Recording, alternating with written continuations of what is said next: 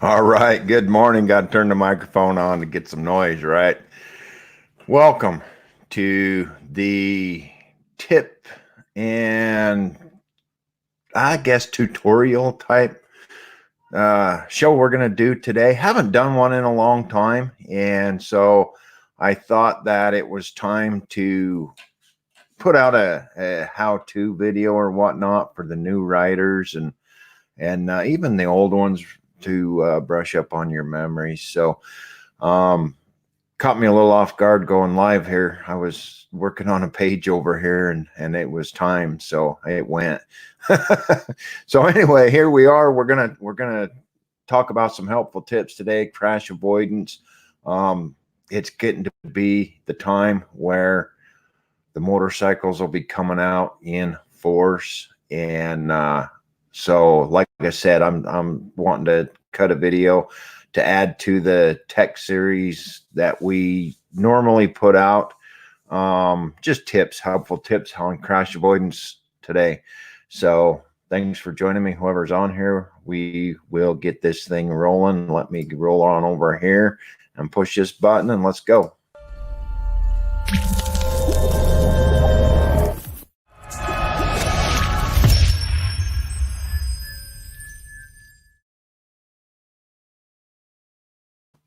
So today we want to talk about crash avoidance. And I've had a couple of things just recently in my car that got me thinking. And there's a time a week or so ago that if I'd have been on my bike, it would have probably taken me out. So I want to talk about a few of these things and bring awareness not only to myself, for the older riders, the new riders, that you got to be paying attention. Good morning, Mr. Miles. So here, let me just go over this a little bit. So I was coming down through I-15 in my car, and there was this damn semi in the left lane doing the we can both only go 62 miles an hour thing, and not passing. And so I was being impatient and I was riding right upon this guy's ass. All right. We got to not do that. So I was in my car, luckily. Do we ride our motorcycles like that? Talking to a friend at work the other day, and we do. A lot of times we do. We follow way too close and do not give ourselves reaction time. So we're going to talk about that today. But at any rate, I was following this truck and out came a gator. If you don't know what a gator is, it's a chunk of rubber, because he either just blew a tire or there was one laying in the road and he hit it and it flipped it out. Well, since I was being an impatient ass and I was riding up on him pretty close, I didn't have any time to react. Well, guess what? I took that gator right center mass on my car, center punched that son of a bee. Right over the top of it I went, right? Well, needless to say, it made a lot of racket and stuff. And I had one of those a while back that was a little different situation, but it took all the plastic work out from underneath my car. So in that situation, I was passing a semi. I had a cement wall on the left and the semi on the right, and I was passing him. And same thing, he either blew one or hit one, but it shot it straight out in my path, and I had nowhere to go, and I hit that one. So here's my thoughts on it, and I've got some material up here. I've referenced all the material in the post. I'm gonna show a couple little short videos and talk about a few things to bring the awareness and to help the new riders with spring, with the change of weather. And you got those new guys out there chomping at the bit to get on their bike and go take off and change the world, right? I know I was one of them a long time ago. I know. And we had to figure stuff out on our own. in those days. And so I try to take my experience and the experience of my friends and whatnot, and share it in hopes that somebody sees it and it helps them avoid a bad situation. There's a lot of times that I was very lucky. High speed, I had a high speed wobble, triple digits, over there by Park City, Utah. And I'll tell you what, I thought I was going down. The thoughts that were going through my head was, this is it, we're done, because we were going way too fast to go skidding down the road on our back.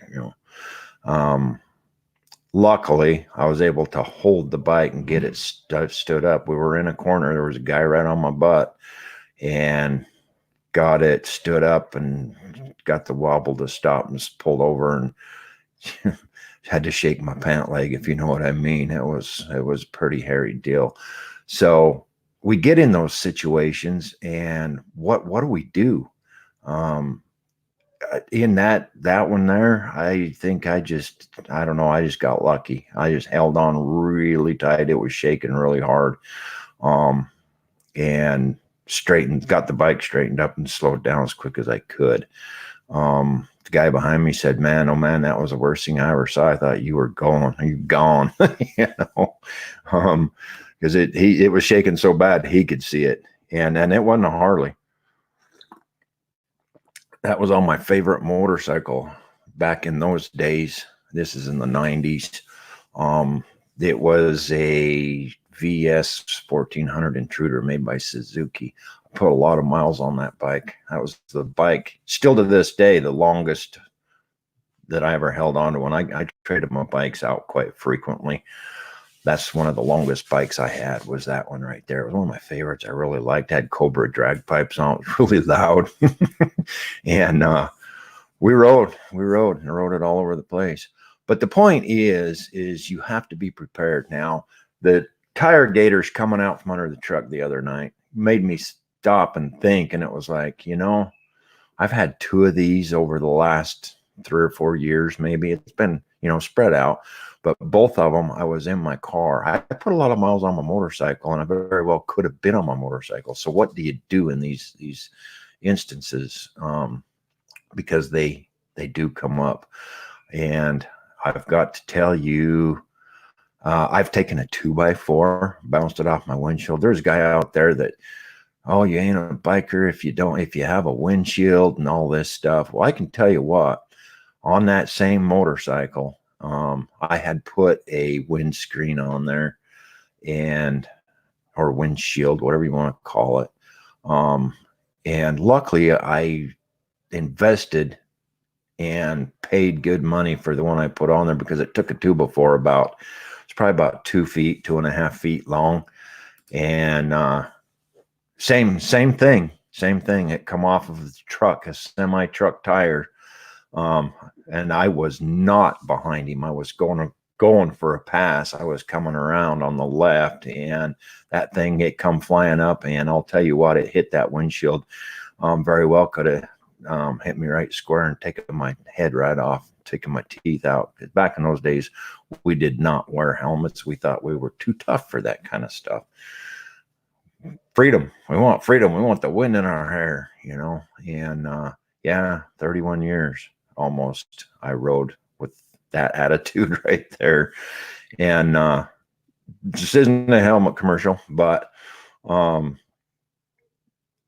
it happens. So there was the 2x4, and back in those days, I'd had some miles, but not like I do today. And so you hung on and hoped for the best. Sometimes that's not good enough. Sometimes you need to react. The thing I've learned over the years, and that's why we're having this video, we're going to talk about a few things and avoid crash avoidance. It's accident avoidance, but to me, they're crashes. Most cases they're avoidable, so it's not quite an accident, but that's just my thoughts on it. Cheers. Happy Coffee Saturday.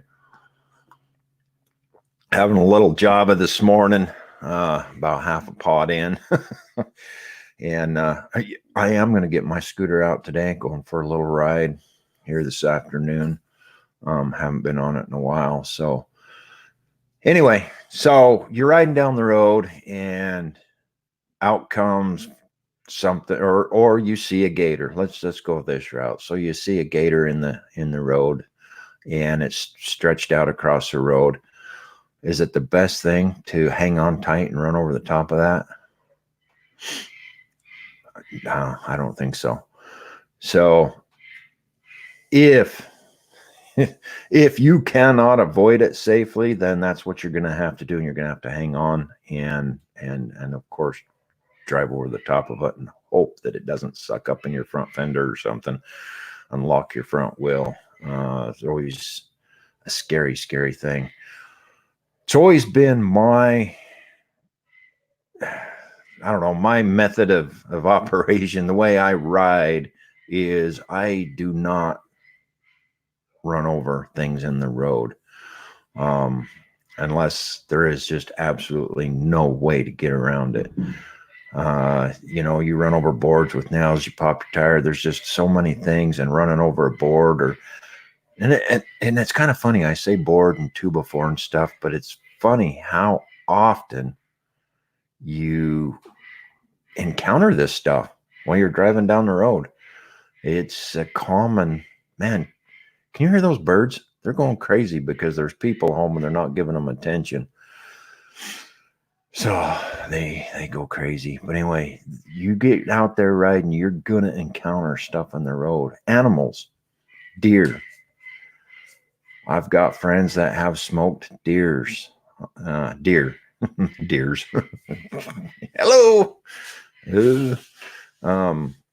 And it's not a good thing to be hitting. Luckily, the people that I know that did hit one, it messed them up, but they survived. It was a husband and wife, and they were on a Goldwing. They were on a big bike. And yeah, the birds are going crazy back there. They're in the house, but it sounds like we're at the aviary. So anyway, this was over in Evanston, Wyoming. They were going over Mirror Lake, and that's a beautiful drive. It's up in the mountains. You get upwards of probably 8,000 feet, 9,000, somewhere in there. Beautiful drive on a summer day. A lot of wildlife, but anyway, and they took a deer, and it put them down, and it messed them up a little bit. They did recover, and they do still ride. So, there's things that's going to happen. It's inevitable. It's going to. There's going to be obstacles. There's going to be cars. I've had a car go out for a pass and come right in my lane over by Jackson Hole, Wyoming one time. And, I was alert and saw it coming and was able to get off the shoulder. Is the shoulder or the field? And either one of those is better than a head on. I can tell you that right now. So these things happen. So I'm going to show a couple little video clips for a couple of minutes, and it just kind of talks about swerving your motorcycle and getting comfortable with your motorcycle and stuff like that. If you're going to go out and ride, you need to put some time in the saddle, and you need to practice survival techniques. And I call them survival techniques because when you get out there, it's like, on one of the things, I was doing some research before I started this video, and one of the articles I was reading was talking about it. They liken it to a video game and avoiding all the different obstacles and whatnot, because at times it seems like that. And especially if you ride at night, it's harder to see. Your headlights don't go that far. And by the time you see the obstacle, you are close to it, and avoiding it is going to be difficult. You need to know your motorcycle, and you need to be comfortable throwing your motorcycle around. Now, the lighter the bike, the easier it's going to be to avoid, because you can throw that thing left and right and over and back and get her straightened back up and stuff. A lot of these big, heavy 1,000-pound baggers, 900-pound baggers, whatever they are, you can still do it, but it's going to be a little bit different. It's going to be a lot of bit different because you got a lot more weight. And once you move that weight, we talked about this in a different video, that center of gravity and having your weight on the road to put the rubber on against the road, right? Once you move that weight, you have to be able to bring it back without causing yourself to lose control, right? Because you just threw all that weight that was centered on the road and you just threw it one direction or the other when you went to swerve that obstacle. And so now you've got to counter that act or that move to get yourself back on course without losing control. So it takes practice. You've got to practice. And the heavier the bike, the harder it's going to be to do. So let me pull up this one. This one's a pretty good one. I'm going to show a little bit of a video clip for a minute, and we'll probably stop it and pause it and talk about it here and there. And again, like I said, I'm making this video for the for everybody. You know, there's a lot of new riders and some helpful tips for them, and it never hurts for us old people, us old riders, to brush up and get a refresher. Like I said a minute ago, even me in my car and getting pissed and hugging that semi and taking that gator right square, you know, we do the same on our bikes. And if you were to take that gator right square at the front wheel, it's a crapshoot if you're going to make it or not. It's probably going to take you out. So it does not hurt to be prepared. Let me pull this up here. See what we got going on.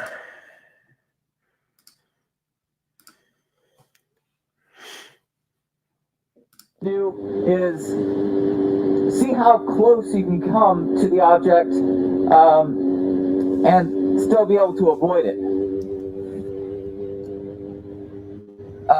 Now, there's obviously also going to be times when you just simply can't avoid it. So like here's a manhole cover, you can get around it like that.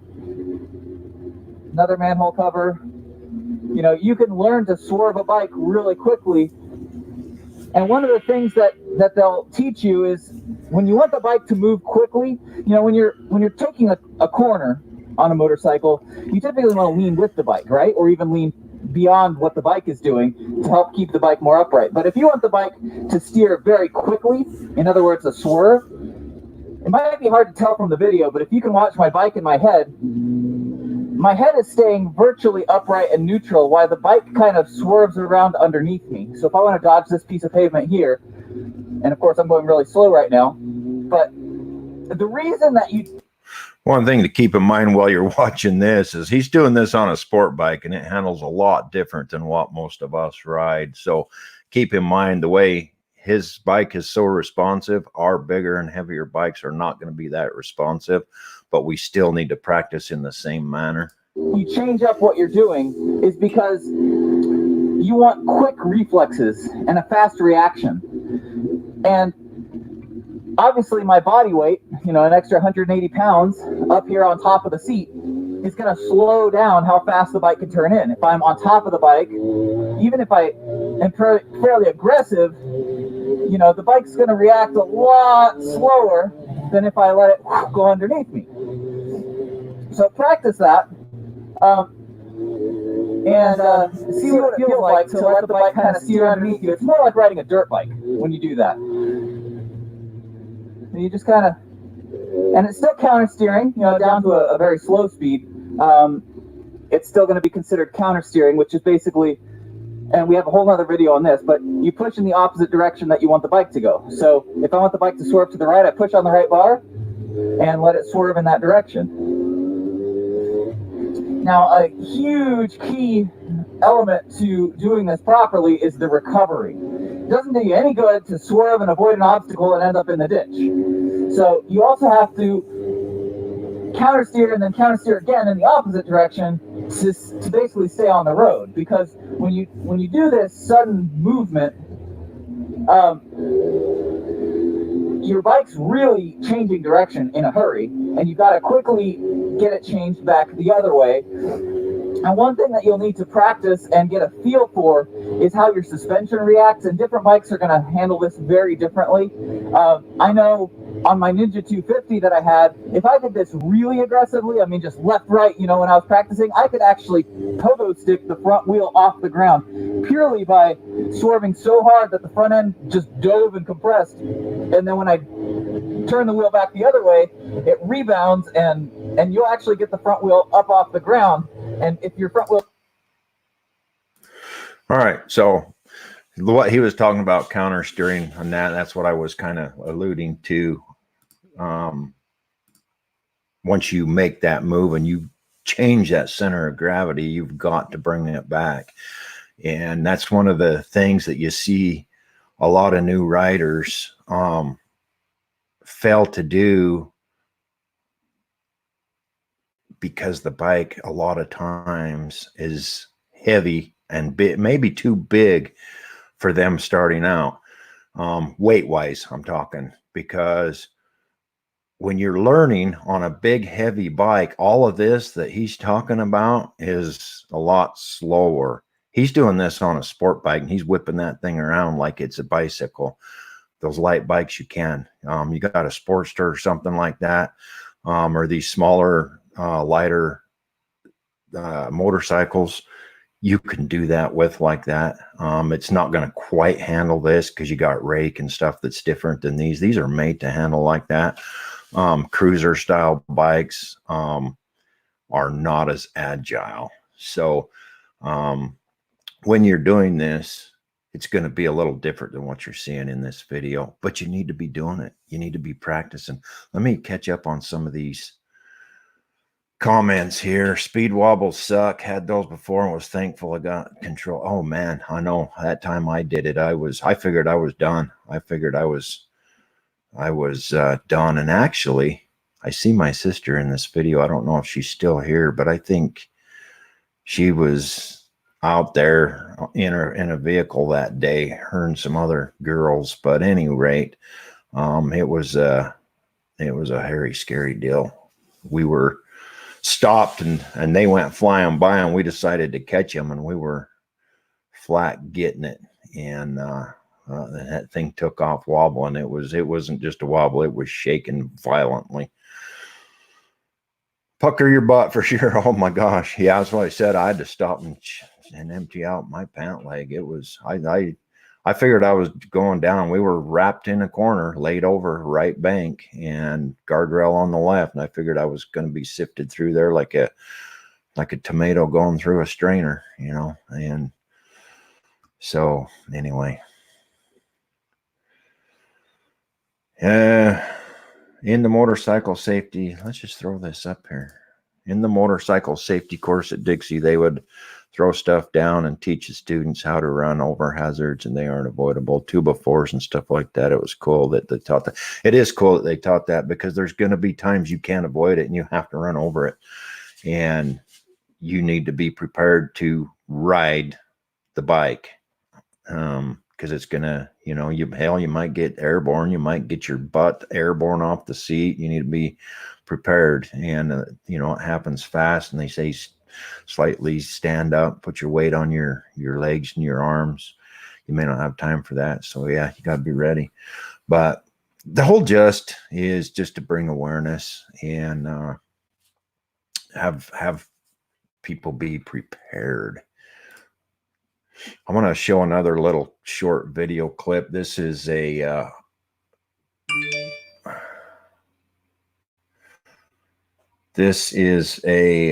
what the heck's going on with my deal here? Let me look real quick.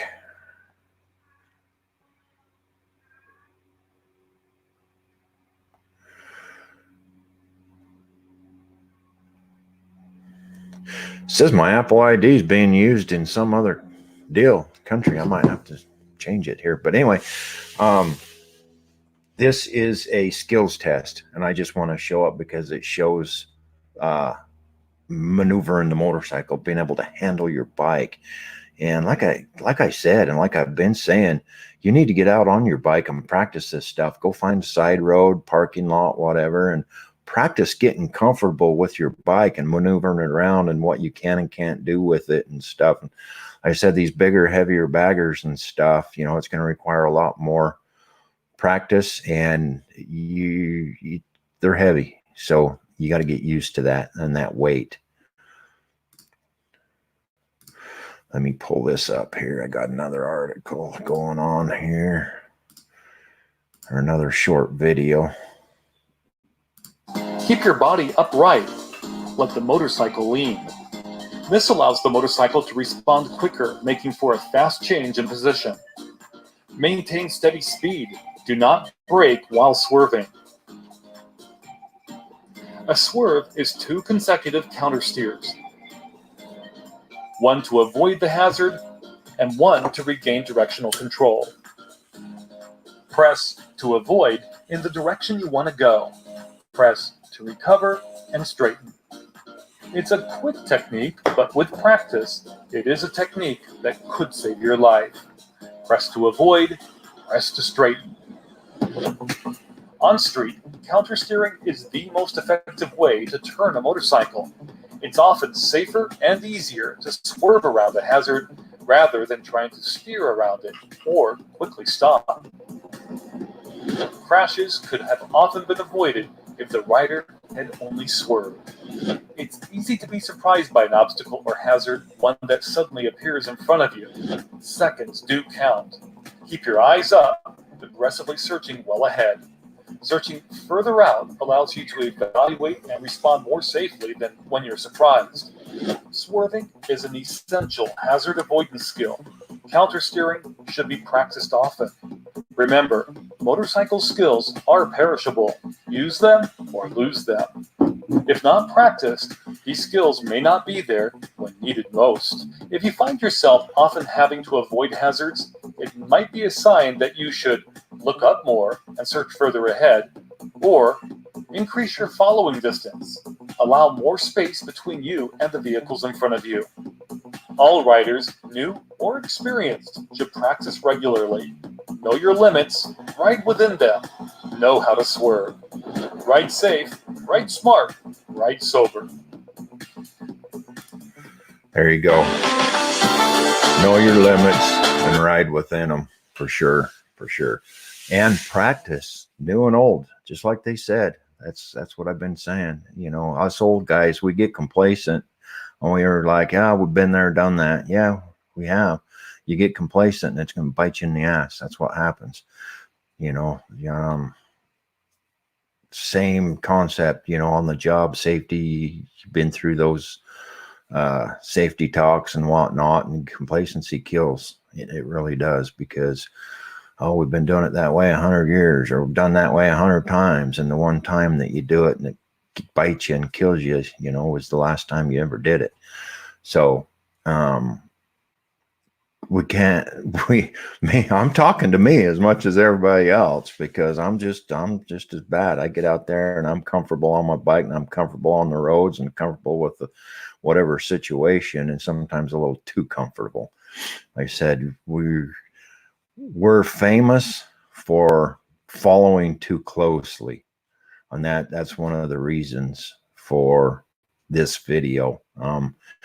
If you are riding too close to the vehicle in front of you and it kicks something up, it's a crapshoot if you're going to survive or not, because it might take you out. If it's that big old gator, it's probably going to take you out, take you down at least.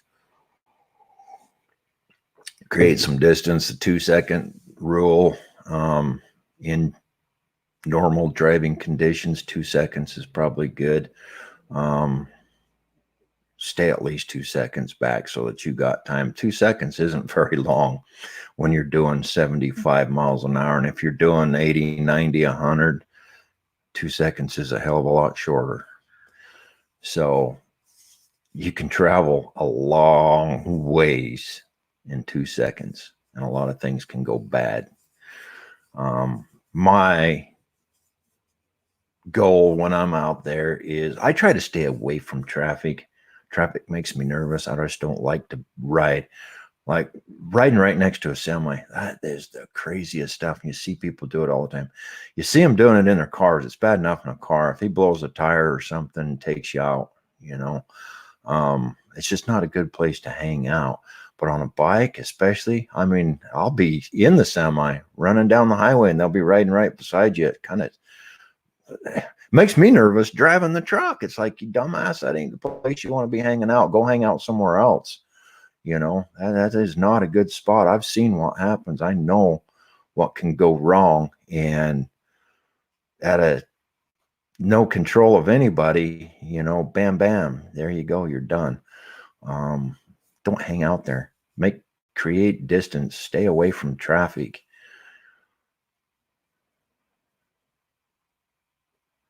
Oh, on the Alien Run high-speed wobbles. Yeah, I remember that now that you bring that up. I do. I didn't see it. I was far enough back or something, or I don't know. But anyway, I didn't see it. But yeah, I remember that happened to you. Wobbles. That's a whole different ball game. How do you just hope you never get in that situation, because you see so many instances, you don't hear about it as much today as you did back then. They've changed the frames, they've changed aerodynamics, they've made a lot of significant changes in all bikes to where that's not as common of a thing as it used to be. But at one time it was very common, and you see the articles and the high speed wobbles and the deaths, and they take them down. It takes you down, man. It puts you right on the ground. So if you just don't want to get in that situation. I got lucky, managed to stay on the rubber side down. Rodney was able to do the same. Not everybody gets that chance. So you hope you don't get one. I don't know how to prepare for it. Just know your bike and do a lot of riding. If you're going to ride, get out there and ride, practice, go to parking lots or whatever, and throw that bike around, see what you can do with it, and see how it responds, and just get comfortable doing that. Braking is a whole other topic, and we will talk about that one at a later. We've talked a little bit about trail braking and stuff, but we'll do a video a little bit later on like emergency braking and stuff, because there's a lot that goes into it. It's a whole topic of its own. But we will cut, maybe that'll be our next one. We'll cut one on emergency braking, because there's going to be times when you got to get on the brakes. You got to. And today's bikes have anti-lock brakes and stuff. I've put mine to the test to see what it would do. It's actually a pretty effective tool. This is the first bike I've had that has anti-lock brakes, and it's pretty effective. My black one didn't have them, and I had a car cut me off it was like a 55-mile-an-hour highway. They cut right in front of us and stopped, and I was two up. I was over in Pittsburgh, Pennsylvania, and we left some gnarly skid marks. You think you can control that? Yeah, wait till it gets to be an emergency. Yeah, my rear wheel was locked, but anyway, we was able to stay up and stuff and avoid the crash. But there's going to be times when you've got to get on those brakes and get things shut down. So that's a different topic. Till then, you guys that joined me, thank you, appreciate you. Think somebody can get some use out of this video, share it, and hopefully it'll do somebody some good. Get out there and ride those. Get out and ride. It's scooter season, at least for us.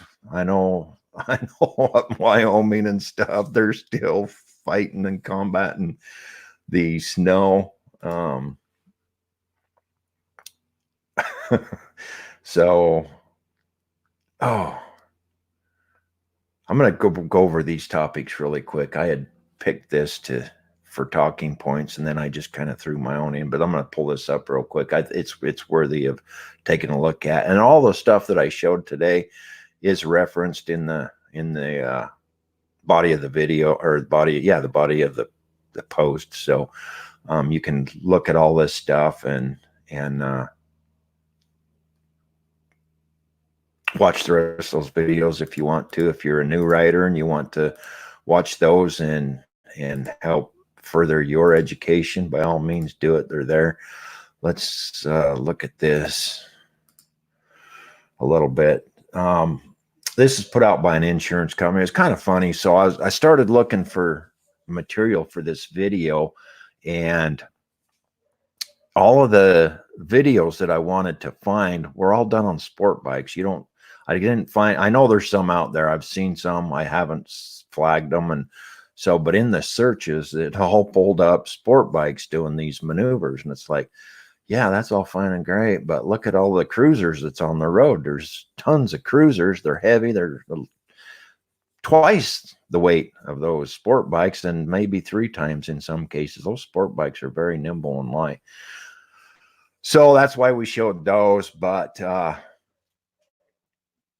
and then the other thing I found was a lot of the articles that I was searching are done by insurance companies. So this is not by any means a sales ad or anything for Freeways Insurance, but I liked the topics that they covered. So we're going to, brush them real quick, just real quick. So I've got them embedded in the video for those that'll watch this later and are interested. 9 tips for preventing a motorcycle crash. Number 1, be aware, be focused, be alert. Man, I can't stress that enough. You cannot, sitting on your motorcycle going down the road is not a time to take a nap. You have got to be paying attention to what's going on around you at all times. Know your outs, always have an out, always have an escape route, and know what's around you, know what cars are where you're at, and stuff like that. Very, very important. Assume no car can see you. Just figure they're going to pull out in front of you, because they probably are. And ride accordingly. You can avoid some of these intersection crashes and stuff by paying very close attention to the cars at the intersection and what they're doing. If the tires are moving, they're coming. Make eye contact with the drivers. A lot of times this is my opinion. A lot of times I think they see us, but they think they can beat us. And there they go. They pull right out in front of you. Well, it takes a little bit to get a motorcycle shut down. You've only got a couple inches of rubber on the road. So it takes a little bit to get it stopped. And people don't realize that. So just assume that they can't see you and ride accordingly. Pay attention to the wheels of the cars in front of you. I just said that. Make sure your path is clear. We kind of already talked about that. Always have an out, have an escape route. Always. No matter where you're at. If you're in the city and you're in traffic, you can't avoid the traffic. You're in it. Always find somewhere you can go if you have to go there quickly. Make sure you've got a spot. Make one. You're in control of you and your speed, so make one. Check your mirrors often. Again, we talked about that. Know what's around you. Know where your outs are. Know where the vehicles are. Keep your distance from cars. We talked about that. We brushed against that. I guess we talked about most of these. So their ideas are the same as mine, apparently. But keep your distance. When I'm out there riding, I'm most comfortable when I'm by myself and not in a pile of vehicles, cars and trucks and stuff. If the traffic's thick and you can't avoid it, you just can't avoid it. You're there. You just pay attention and have an out. Have an out. I can't say that enough. Always have somewhere to go. But if you can, it's best not to be in the mix of things. Give yourself some room. Slow down, move over, speed up, whatever you got to do. Get your space to be your space. Don't share it. Become a braking expert. We're going to go into that. We'll do a video on that. You've got to be able to get that thing shut down sometimes. Accident or crash avoidance is very important. Sometimes you're not going to be able to. You need to be able to get your bike shut down safely without skidding out. I see a comment down there, dress for the slide, not the ride. That's right. You don't want to be on the ground. And that guy right there can attest to that. He's been there. And so gotta be dressed for it. If you're leathered up and whatnot, and you do go down there, you're going to come out a lot better than if you're not. That skin and that asphalt does not go well together. Be mindful of your speed. I'm going to leave that one. When you're out there riding, you've got to be careful. You've got to pay attention. And we get on the bikes, and I say we because I'm no different than anybody else. And that's a lot of the reason why I do these videos and share my experiences in hopes to help somebody else, because most of the stuff I talk about, I've lived it in one fashion or another. Maybe I was being a dumbass and riding too fast or something, and speed in motorcycles can be deadly. If you're kicking it up and something comes out, like I say, you cover 100 yards or 200 yards or whatever in seconds. You do not have a lot of time to react. And from the time your eyes see it till the time you can even react, you're looking at 3/4 of a second already. And if you're doing 100 plus, you don't have that time. You don't have it. Maintain your motorcycle. One of the biggest things that I find, well, I guess all of it's important, but your tires. Make sure you've got decent tires, and your air pressure is very important. After my bike's been sitting, I always check the air pressure, and it's always low. If it's been sitting and it's been cold, it's always low. A low tire, the tires that are made for that motorcycle are made, and they have an air pressure recommendation on them. That's where that tire is going to perform best on that motorcycle, isn't those pressures. So if it says 36 in the front and 40 in the rear, that's where you're going to get the best performance out of that equipment. The manufacturer has done the test. They've had it out on the track.